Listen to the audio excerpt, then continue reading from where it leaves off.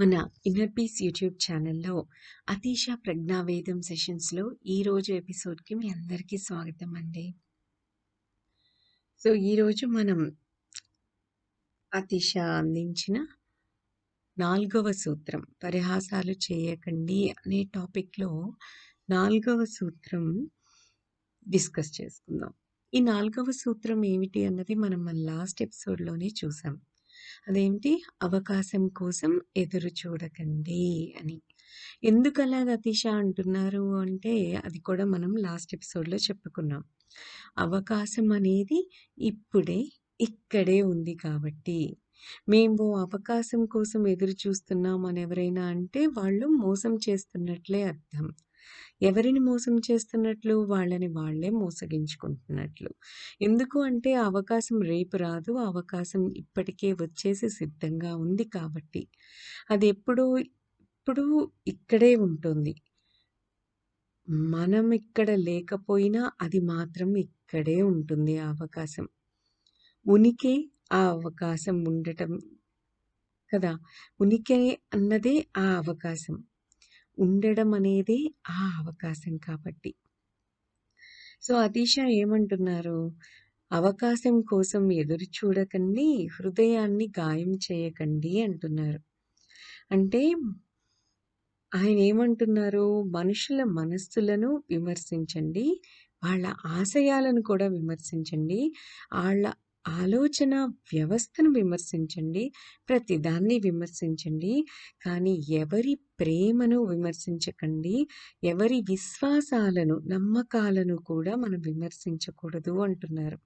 ఎందువల్ల విమర్శించకూడదు ప్రేమను, విశ్వాసాన్ని అంటే ప్రేమ అనేది ఎంతో విలువైంది కాబట్టి, విశ్వాసం అనేది అంతకంటే విలువైనది కాబట్టి, మహా విలువైనది కాబట్టి, ప్రేమను విశ్వాసాన్ని నాశనం చేయడం, విమర్శించడం, ఏ విధంగానైనా భగ్నం చేయడం అంతటి మహా దుష్కృత్యం మరొక్కటి లేదు అంటారు అతీష.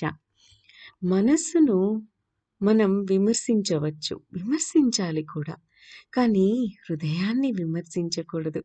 హృదయపూర్వకంగా ఏది ఎదురైనా దాన్ని విమర్శించే బలహీనతకు మాత్రం మనం లొంగిపోకూడదు. దాన్ని విమర్శించాలన్న కుతూహలాన్ని మనం వదిలేసేయాలి. దీనికి విరుద్ధంగానే ప్రజలందరూ ప్రవర్తిస్తూ ఉంటారు కదా! ఒకసారి గమనించండి. మనందరం కూడా ఇలాగే ప్రవర్తిస్తూ ఉంటాం. మనస్సునేమో విమర్శించాలి. హృదయం నుంచి వచ్చిన దాన్ని ఎప్పుడూ విమర్శించకూడదు. కానీ మనం దీనికి విరుద్ధంగానే ప్రవర్తిస్తూ ఉంటాము. మనం మన ఆశయాలను సహించగలుగుతాం. మన మనస్సును సహించలేము. కానీ అంటే ఎలా ఎక్స్‌ప్లెయిన్ చేయొచ్చంటే ఇది అతీష ఏం చెప్తున్నారిక్కడ? మనస్సును మనం విమర్శించవచ్చు. అసలు విమర్శించాలి కూడా.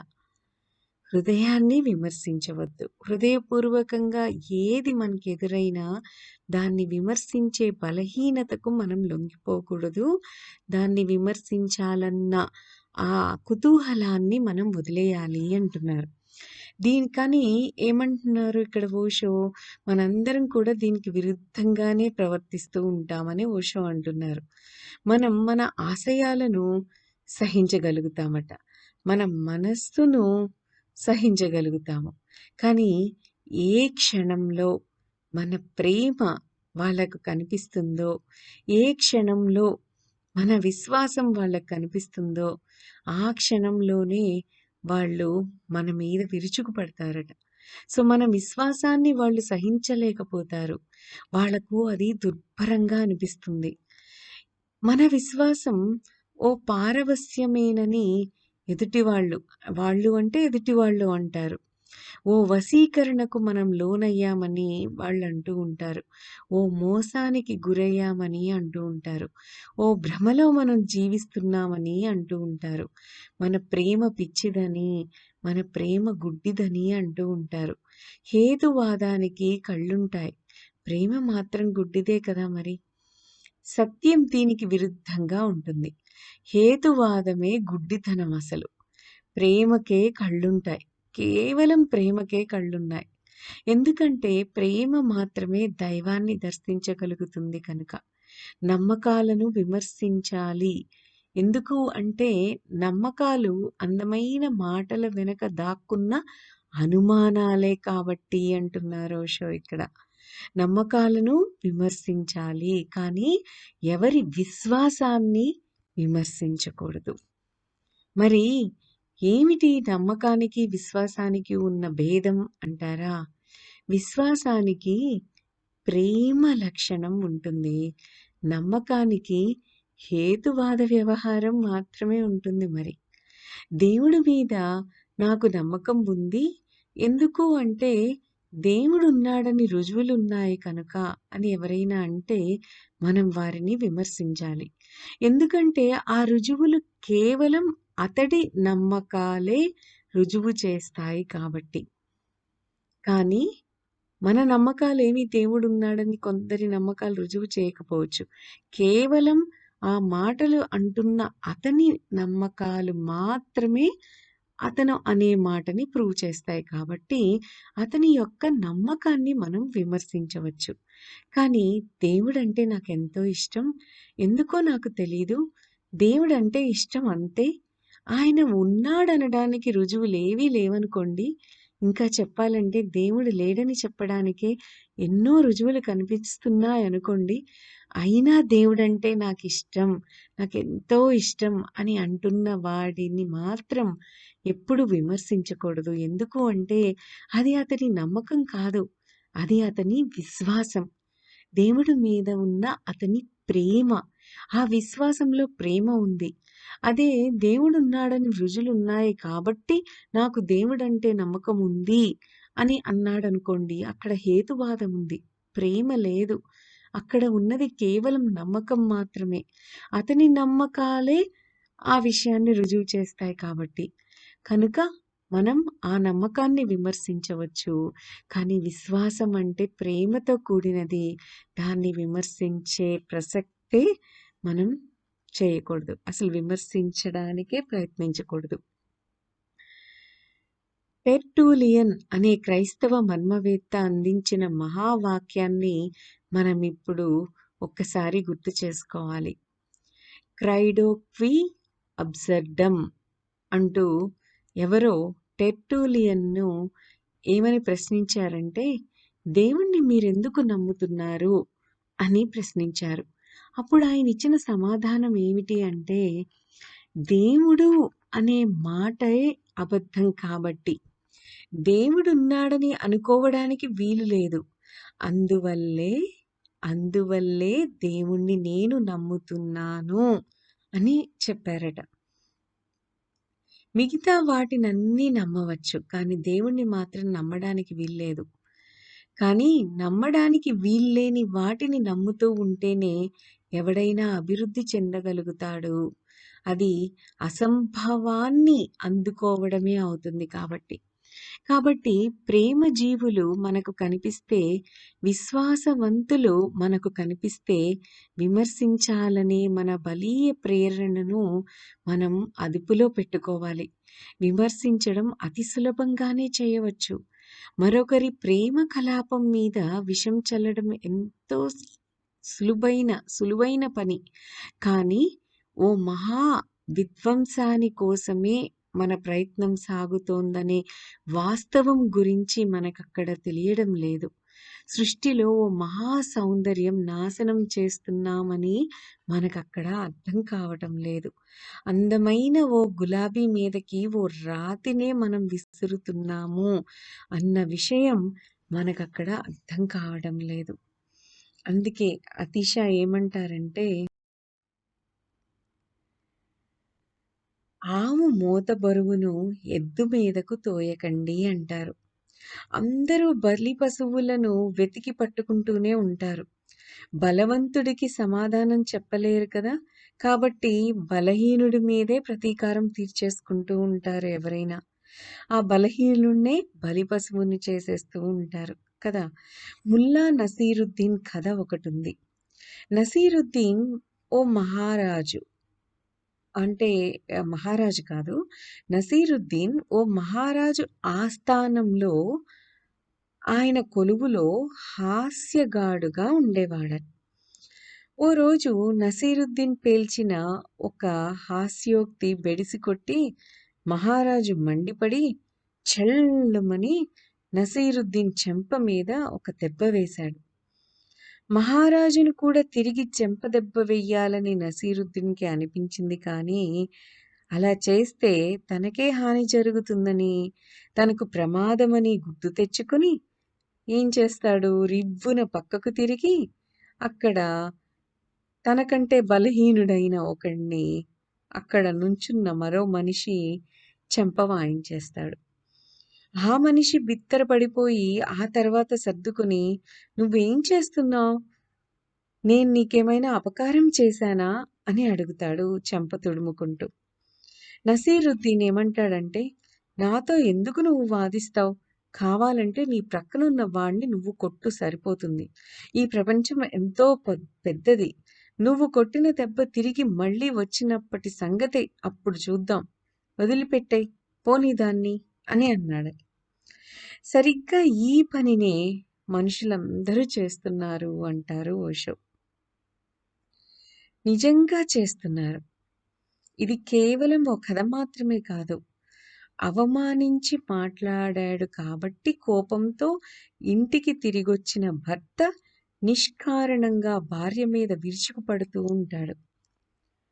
బహుశా ఏదో ఒక కారణం కూడా పట్టుకోవచ్చు అలా విరుచుకుపడటానికి భార్య మీద. కారణాలు ఎప్పుడైనా ఎన్నైనా దొరికి తీరుతాయి. ఎంతో సులభంగా కారణాలని వెతుక్కోవచ్చు. కూరలో ఉప్పు ఎక్కువైందనో, చపాతీ గట్టిగా ఉందనో, ఏదో ఒకటి ఏదైనా పర్వాలేదు. ఏదో కారణాన్ని అతను పట్టుకుంటాడు. సరిగ్గా ఆ కారణం వల్లే తనకు కోపం కలుగుతున్నదని తనను తాను నమ్మించుకుంటాడు. వాస్తవంలో అతడి కోపం తన యజమాని పైనే కానీ, తన యజమాని మహాబలవంతుడు కదా! ఆయనతో పెట్టుకుంటే ప్రమాదమే మరి. తన ఉద్యోగం కూడా పోవచ్చు. కాబట్టి యజమాని తనకు చివాట్లు పెట్టి అనుమానిస్తున్నప్పుడు ఓ వెర్రినవ్వు నవ్వుతూ, తోక ఆడిస్తూ అలా ఉండిపోతాడక్కడ. ఇప్పుడు ఇంటికి తిరిగి వచ్చి తన భార్య మీద, తన యజమాని మీద కోపాన్ని ప్రదర్శిస్తూ ఉంటాడు. ఇదే కథ పాశ్చాత్య దేశాలలో జరిగితే అక్కడ భార్య భర్తపై విరుచుకుపడుతుంది. కానీ ఈ తూర్పు దేశాల్లో భార్య భార్యలు ఏమీ చేయలేరు. ఇక్కడ భర్తలు తమ భార్యలకు వాళ్ళు తమను ఓ దేవుడిలాగా భావిస్తూ అణకువగా భయభక్తులతో ఉండాలని శాసిస్తూ ఉంటారు. కాబట్టి భార్యలు ఏం మాట్లాడేందుకు ఇక్కడ వీలు లేదు. ఈ విషయం మనకి ఓషో చెప్తున్నారు. ఆయన ఈ పుస్తకం రాసినప్పుడు ఉన్న పరిస్థితి గురించి చెప్తున్నారు. పిల్లవాడు బడి నుంచి ఇంటికి తిరిగి వచ్చే వరకు ఓర్పు పట్టి ఉంచుకున్న భార్య, ఇందాక మనం చెప్పుకున్నాం కదా ఎగ్జాంపుల్‌లో, యజమాని భర్తను అవమానిస్తే ఆ కోపాన్ని తీసుకొచ్చి భార్య మీద చూపిస్తాడు. సో, భార్య ఏం చేస్తుంది? పిల్లలు స్కూల్ నుంచి ఇంటికి తిరిగొచ్చే వరకు ఓర్పు పట్టి ఉంచుకొని, ఆ పిల్లలు రాంగానే మొగుడిని తిట్టాలనుకున్న తిట్లన్నీ వాడి మీద ప్రయోగిస్తుంది. వాడిని చావగొడుతుంది. పిల్లల్ని బాగా కోప్పడతారు, కొడతారు.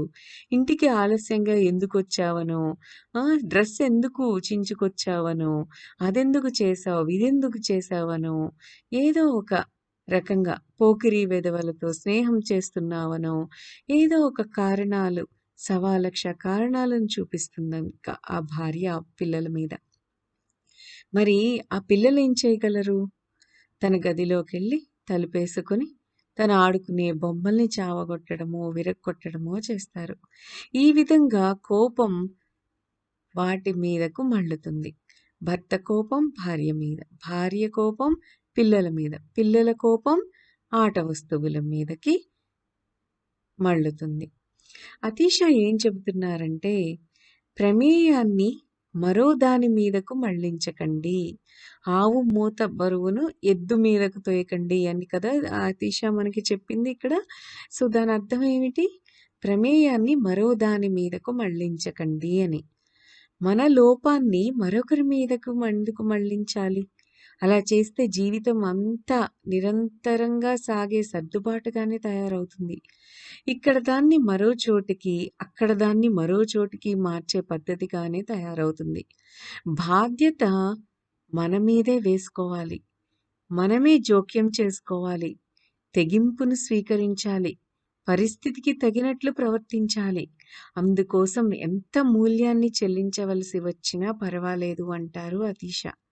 అందుకే ఆవు మూత పరువును ఎద్దు మీదకు తొయ్యకండి, పక్షపాతాన్ని చూపించకండి అంటారు అతీష. ఇష్టాలు అయిష్టాలు పెట్టుకోకండి, సరిగ్గా ఉండండి, నిష్పక్షపాతంగా ఉండండి, సమవర్తిగా ఉండండి, పక్షపాత వైఖరితో ఏ తీర్పులు చేయకండి, మీ ఇష్టాయిష్టాలతో ప్రమేయం లేకుండా సమస్యను సవ్యంగా అర్థం చేసుకొని సరైన పరిష్కారాన్ని నిర్ణయించండి. అలా నిష్పక్షపాత వైఖరితో మన వ్యవహారాలు, ప్రవృత్తి ఉన్నప్పుడు మన జీవితం సత్య సౌందర్యంతో శోభిస్తూ సత్యదారుఢ్యంతో మహాబలోపేతంగా ఉంటుంది అంటున్నారు అతీష. నిజమే కదా? ఒక్కసారి ఆలోచించండి. చక్కగా అతీష చెప్పిన సూత్రాలను ఆచరణలో పెట్టడానికి ప్రయత్నిద్దాం అందరం కూడా.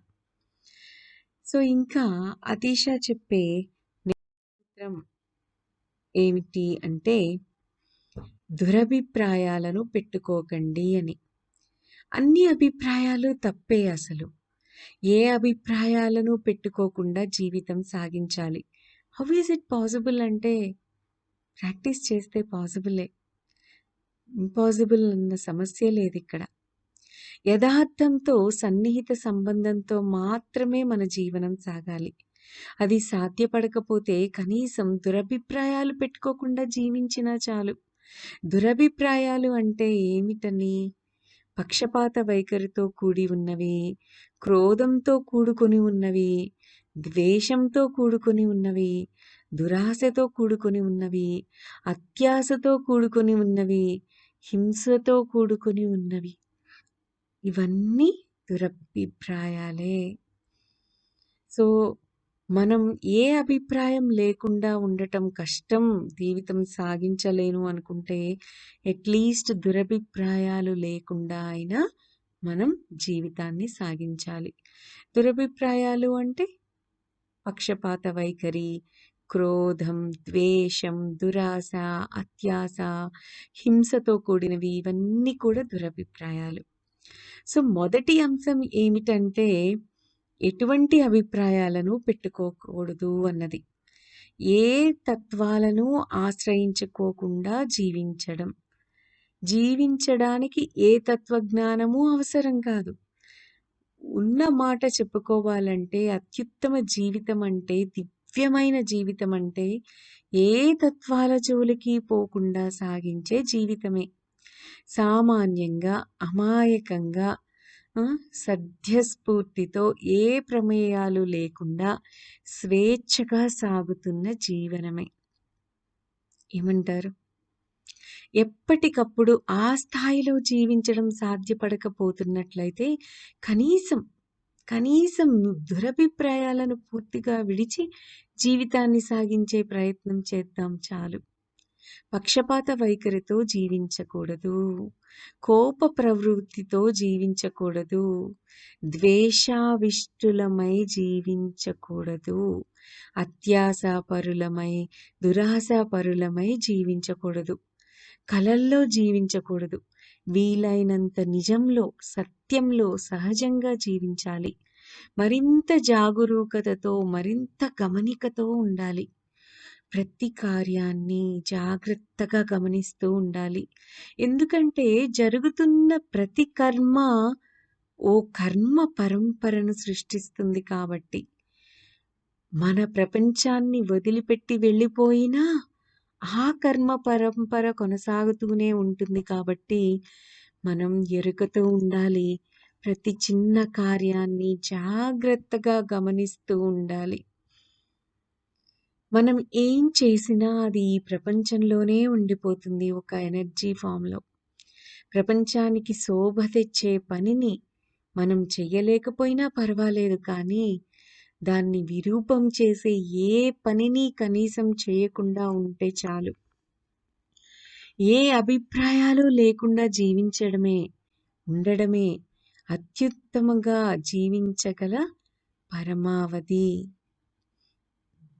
ఆ స్థాయి కంటే కాస్త దిగువ స్థాయిలో ఉన్న జీవిత గమ్యం ఏమిటంటే, కనీసం మన అపసవ్య ప్రవృత్తిని, అంటే ఉండకూడని ప్రవృత్తిని విడిచిపెట్టి సవ్యంగా చక్కగా జీవించడమే. నెమ్మదిగా మన అపసవ్య ప్రవృత్తిని విడిచిపెట్టగలిగిన మనకు నెమ్మదిగా మన యొక్క సవ్యాన్ని, చక్కటి ప్రవృత్తిని కూడా విడిచిపెట్టగలడం సాధ్యమేనన్న విషయం స్పష్టంగా అర్థమవుతుంది. కాదు అన్న పదాన్ని వదిలిపెట్టగలిగిన మనిషి అవును అన్న పదాన్ని ఎంతో సులభంగా వదిలించుకోగలుగుతాడు కదా! ఎందుకంటే కాదు మరింత ఎక్కువగా అహంకారాన్ని బలోపేతం చేయగలుగుతుంది. అవును అన్న దానికన్నా కదా! కోపాన్ని, ద్వేషాన్ని, అసూయను వదిలిపెట్టగలిగిన మనిషి ఎంతో సులభంగా సద్భావనలను కూడా వదిలిపెట్టగలుగుతాడు. ద్వంద్వాలకు అతీతంగా ఉండడమే అతీశ మరి ఇతర మహాగురువుల పరమగమ్యం, పరమ లక్ష్యం, పరమావధి కూడా. సో, ఇలా ద్వంద్వాలేమీ లేకుండా, ఎటువంటి అభిప్రాయాలు పెట్టుకోకుండా, ఉన్నతంగా ఏ అభిప్రాయాలు లేకుండా జీవించడమే, ఉండటమే అత్యుత్తమంగా జీవించగల పరమావధి కాబట్టి, అలాంటి జీవితాన్ని మనం కూడా గడపడానికి మనం ప్రయత్నం చేయాలి. ఈ పరిహాసాలు చేయకండి అనే ఈ చాప్టర్‌లో అతీష మనకందించే చివరి సూత్రం ఏమిటి అంటే, దుష్ట మహాభూతం వాత పడకండి అని. అహంకారమే ఆ దుష్ట మహాభూతం. అహంకారం మహాసూక్ష్మమైనదన్న విషయాన్ని ఎన్నో జిత్తులను ప్రయోగిస్తూ మళ్ళీ వెనక్కు తిరిగొచ్చే ప్రయత్నాలను మళ్ళీ అది చేస్తూనే ఉంటుందన్న విషయాన్ని నిరంతరం మన జీవితంలోని ప్రతి క్షణంలోనూ గుర్తుంచుకోవాలి. ఇంకోసారి చెప్తున్నా, అహంకారం అనేది ఒక పెద్ద దుష్ట మహాభూతం. అహంకారం మహాసూక్ష్మమైనదన్న విషయాన్ని అది ఎన్నో జిత్తులను ప్రయోగిస్తూ మళ్ళీ మన దగ్గరికి వెనక్కి తిరిగొచ్చే ప్రయత్నాలను మళ్ళీ చేస్తూనే ఉంటుందన్న విషయాన్ని మనం ప్రతి క్షణం, మన జీవితంలోని ప్రతి క్షణంలోనూ గుర్తుంచుకోవాలి. మన అంతిమ క్షణం వరకు అహంకారం మన వెంటే వస్తూ ఉంటుంది. మనం దాని ఉచ్చులో చిక్కుకుంటామన్న ఆశతోనే మన ఆఖరి క్షణం వరకు ఆ అహంకారం మన పక్కనే ఉంటూ ఎదురు చూస్తూనే ఉంటుంది. మనం చాలా జాగరూకులమై ఉండాలి. ఎరుకతో ఉండాలి. గమనికతో ఉండాలి. జాగ్రత్తగా ఉండాలి. క్రైస్తవ, మహమ్మదీయ, యూదు వాజ్మయాలలో అహంకారాన్ని డెవిల్ అంటే దుష్ట మహాభూతంగా వర్ణిస్తారు. ఆ దుష్ట మహాభూతం ఏంటసలది? మన మనస్సే. మన నిగూఢ మనోకేంద్రమే. బౌద్ధులు మారుడు అనేది ఈ దుష్ట మహాభూతాన్నే. మొదటిగా నేను అన్న దాన్ని మర్చిపోయి, వదిలిపెట్టి కొన్ని క్షణాల పాటు జీవించి ఉండే ప్రయత్నం చేసి చూడాలి మనం. అసలు నేను అన్నదాన్ని మర్చిపోవాలి. వదిలిపెట్టేసేయాలి. At least for few seconds. అలా మన జీవితం ఎలా ఉంటుందో ప్రయత్నం చేసి చూడాలి. మన తోటలో ఓ గొయ్యని మనం త్రవ్వుతూ ఉన్నామనుకోండి, త్రవ్వుతూనే ఉండండి. తదేకంగా ఆ త్రవ్వడమే మనమైపోవాలి. నేను గోతిని తవ్వుతున్నాను అనే మాటను మనం పూర్తిగా మర్చిపోవాలి. గోతిని తవ్వుతున్న వాణ్ణి మాయమైపోనీయండి. మనకు ఎండ వల్ల చెమట పడుతూ ఉండవచ్చు ఆ తవ్వుతున్నప్పుడు. కానీ త్రవ్వేవాడు మాత్రం అక్కడుండడు. గొయ్యి మాత్రం త్రవ్వబడుతూనే ఉంటుంది. ఓ క్షణం పాటు అహంకారం మాయమైపోయినా జీవితం ఎంత దివ్యంగా ఉంటుందో ఆ క్షణంలో మనకు పూర్తిగా తెలిసి మనం చకితులమవుతాం. స్నానం చేస్తున్నప్పుడు నీళ్లు మన మీద పడనీయండి. నేను అనే భావంతో అక్కడ ఉండకండి. ప్రశాంతతను మీ దేహం నిండా నింపుకొని నేనును మరిచిపోండి. వెంటనే ఎంతో ఆశ్చర్యం మీకు కలిగి తీరుతుంది. మీ మీద పడుతున్న నీళ్లు మీ శరీరాన్ని చల్లపరచడంతో పాటు మీ ఉనికి అంతర్భాగాన్ని కూడా చల్లపరుస్తూ ఉంటుంది. ఎందుకు అంటే అక్కడ నేను అన్నది మీరు తీసేశారు కాబట్టి. నిశితంగా పరీక్షించి గమనిస్తే మన సాధారణ దైనందిన జీవితంలో అహంకారంతో చోటు చేసుకోని ఎన్నో క్షణాలను మనం గుర్తించగలుగుతాం. ఎరుకతో ఉండాలి మరి అది గుర్తించాలంటే. ఒక్కసారి ఆ మధుర క్షణపు రుచిని మనం అనుభవించగలిగితే మరిన్ని సార్లు దాన్ని సాధించగలగడంలో మనం సక్సెస్ అయిపోతాం. నెమ్మదిగా మన అహంకారాన్ని ప్రక్కకు పడేయగల సామర్థ్యాన్ని మనం సాధించుకోగలుగుతాం. ఎంతో అవసరం ఉన్నప్పుడే అహంకారాన్ని వినియోగించుకుంటాం. కానీ ఇది జరగాలి అంటే మనం ఎంతో ఎరుకతో గట్టి నిర్ణయం తీసుకొని సాధన చేస్తూ ఉండాలి.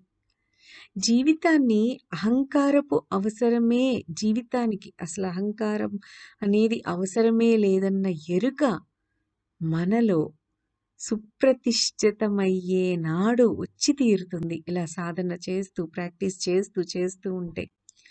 ఓ మహా ఆశీర్వాదం మనకు అందే రోజు అది. ఆ రోజునే మనం మన అహంకారానికి వీడ్కోలు చెప్పేయొచ్చు. అహంకారం అంతమైన రోజే అనాత్మ అనే పరమగమ్యం అందుకున్న రోజు అవుతుంది. అనాత్మ అంటే శూన్యం, ఏమీ లేదు, ఏమీ లేని స్థితి. సో మన నిజమైన ఉనికి అదే కదా. ఆ భావమే మన స్వభావం. మనం ఉండకపోవడమే మొట్టమొదటిసారిగా మనమున్న స్థితి అవుతుంది. ఎందుకంటే అదే మన అసలైన స్వభావం కాబట్టి. ఎంతో అద్భుతం కదా. ఇంకొకసారి అహంకారం గురించి మనం చెప్పుకున్న దాని గురించి ఆలోచించండి. మళ్ళీ వినండి. మనసులో మీ సబ్కాన్షియస్ మైండ్లో దాన్ని ప్రింట్ చేసేయండి. తరువాత దాన్ని ఎక్స్పెరిమెంట్ చేయండి, ఎక్స్పీరియన్స్ అవ్వండి. హౌ బ్యూటిఫుల్ ఇట్ ఈస్ అన్నది మాటల్లో చెప్పలేము. ఎవరికి వారం దానిని అనుభూతి చెందాల్సిందే. మరి ప్రాక్టీస్ చేసేస్తారు కదా. Have a wonderful day. That's all for today, Andy. Thank you.